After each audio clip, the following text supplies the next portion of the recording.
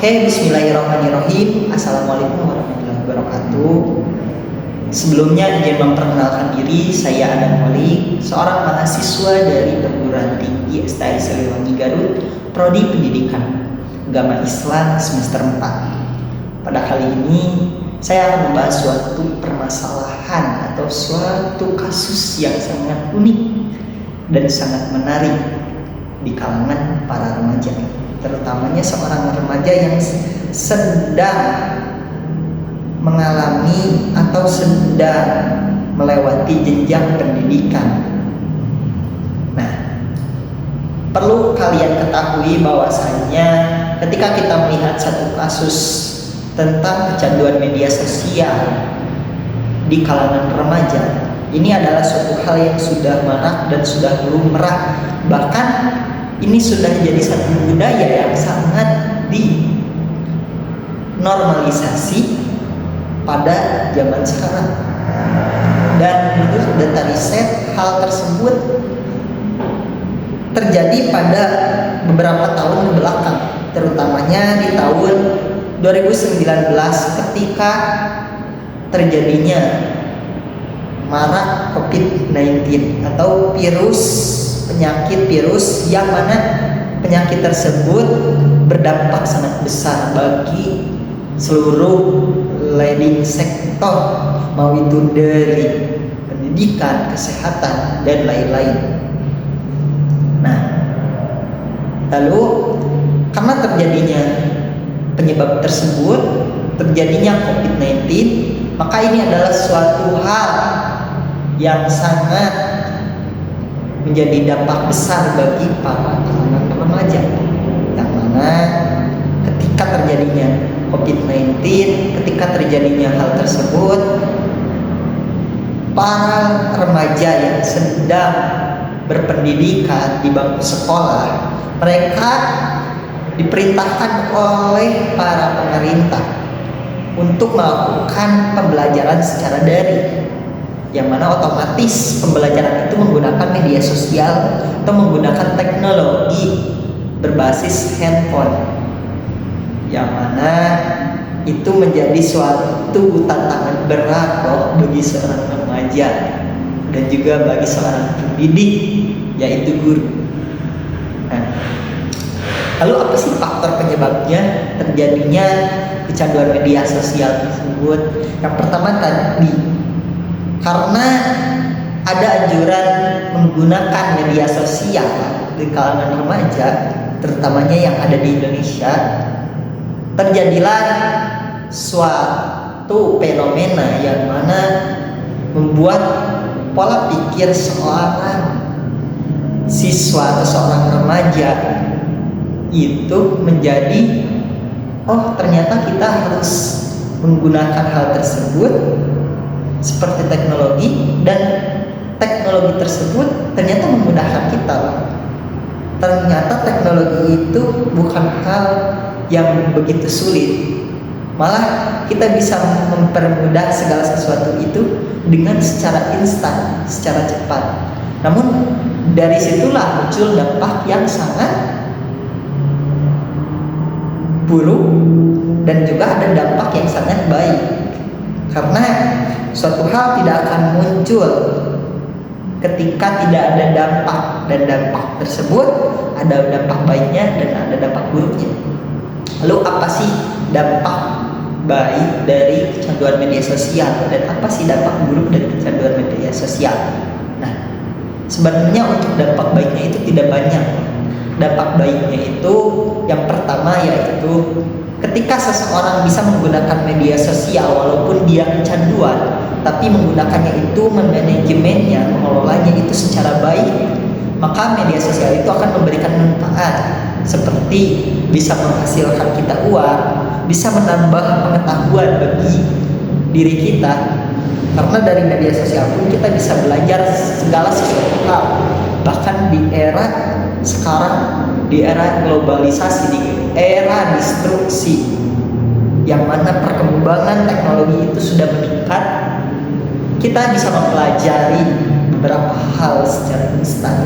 Namun ketika kita kecanduan terlalu kecanduan dan sehingga tidak bisa mengelolanya dengan baik, maka yang terjadi itu dampaknya akan buruk, yaitu kita bisa ketergantungan sehingga pola pikir kita itu merasa kita tidak perlu melakukan seperti belajar dari buku, belajar menulis, karena segala sesuatunya itu bisa dilakukan dengan media sosial, dengan teknologi. Contohnya penggunaan AI. Ketika kita menggunakan AI, kita tidak perlu menulis, tinggal kita ucapkan apa yang kita mau, atau tinggal kita ketik sedikit apa sih yang kita mau, langsung dituliskan oleh AI. Maka segala sesuatu yang dulunya itu terlihat monoton atau sulit, itu bisa dikerjakan oleh teknologi.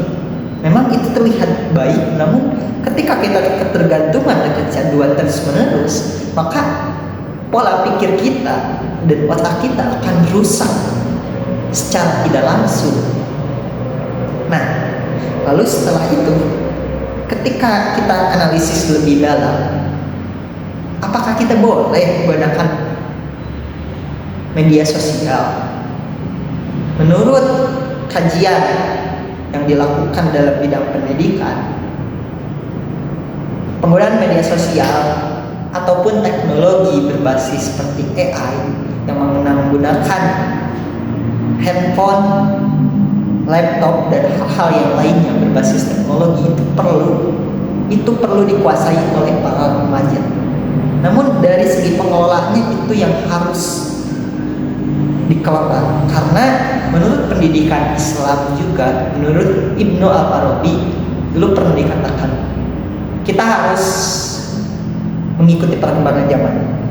Namun ketika mengikuti perkembangan zaman, jangan lupakan budaya-budaya yang telah kita pelajari di dahulu kala. Karena budaya yang kita sudah anut pada zaman dahulu itu seharusnya dikembangkan, bukan malah digantikan oleh perkembangan zaman sekarang. Contohnya buku. Kenapa seseorang zaman sekarang sulit untuk membaca buku, lebih ingin membaca media sosial? Karena menurutnya media sosial itu lebih menarik loh.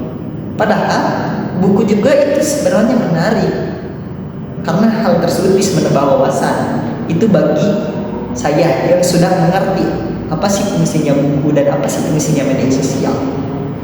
Namun terkadang seseorang remaja pada kali ini sulit dalam hal tersebut. Makanya dalam analisis ini kita harus timbulkan suatu strategi yang mana bisa merubah pola pikir. Contohnya, kita buat suatu strategi ketika saya menjadi seorang guru. Seperti ini. Saya mengajar sekarang di depan kelas. Saya akan berbicara kepada seorang murid, atau saya akan berbicara kepada para murid dalam suatu studi kasus ini. Bagaimana sih cara menanggapinya? Oke, mulai. Oke, selamat pagi anak-anak. Pada kali ini Bapak akan mengajarkan suatu hal yang sangat menarik dan hal yang sudah dialami oleh kalian. Hal apakah itu? Kita akan mempelajari tentang yang namanya kecanduan media sosial di kalangan para remaja, termasuk kalian sendiri. Nah, lalu sebelum masuk ke dalam pembahasan tersebut, Bapak akan membagi beberapa orang menjadi beberapa kelompok. Ya, lebihnya 4 kelompok saja, di mana dari 3 kelompok saja. Dari 3 kelompok di situ Bapak akan membagi beberapa pengetahuan sedikit apa sih media sosial itu, lalu kalian diskusikan kembali. Setelah kalian diskusikan kembali, kalian paparkan, kalian paparkan, kalian berikan satu argumentasi dari setiap kelompok. Bagaimana sih rasanya menggunakan media sosial ini? Apa sih yang dirasakan ketika menggunakan media sosial? Apakah mengalami kecanduan ataupun hal yang lain. Setelah itu kita akan evaluasi kembali, kita akan ambil satu penyelesaian, bagaimana sih menyelesaikan hal tersebut. Nah, dimulai dari sekarang. Nah, Bapak akan memberikan suatu permasalahan seperti ini. Pada sekolah MA, di sana terdapat satu kelas yang mana kelasnya itu diperuntukkan untuk menggunakan media sosial, yaitu TikTok, di mana penggunaan TikTok itu digunakan dalam pembelajaran untuk membuat konten. Namun kontennya itu konten bersifat edukasi, dan siswa dipersilahkan untuk menggunakan TikTok tersebut dengan sebaik-baiknya. Nah, oke, kalian diskusikan terkait hal tersebut, terkait studi kasus tersebut, dan satu juga saya berikan hal tersebut. Oke, ya hanya satu saja studi kasus, dan kalian diskusikan. Setelah kalian diskusikan, coba paparkan argumentasi bagaimana. Contohnya seperti gini. Misalkan dari kelompok 1 mengatakan bahwasannya yang saya rasakan ketika melihat fenomena tersebut itu hal yang bagus, karena ketika menggunakan media sosial seperti TikTok, saya akan bisa mengembangkan konten-konten yang lebih baik. Kita bisa mencari inspirasi yang baik. Inspirasi contohnya seperti edukasi membuat kue bolu ketan. Itu seperti apa sih? Itu ada edukasinya. Lalu misalkan argumentasi dari kelompok kedua, ketika saya menggunakan media sosial, saya merasa bahwa media sosial ini, terutamanya yaitu TikTok, media sosial ini membuat saya merasa menarik. Tapi ketika menggunakan media sosial TikTok ini untuk membuat konten edukasi, saya lebih malah kurang tertarik, karena dari TikTok ini saya rasa yang lebih bagus membuat konten itu konten seperti konten joget-jogetan atau joget, atau konten bermain game, karena itu lebih menguntungkan kepada kita.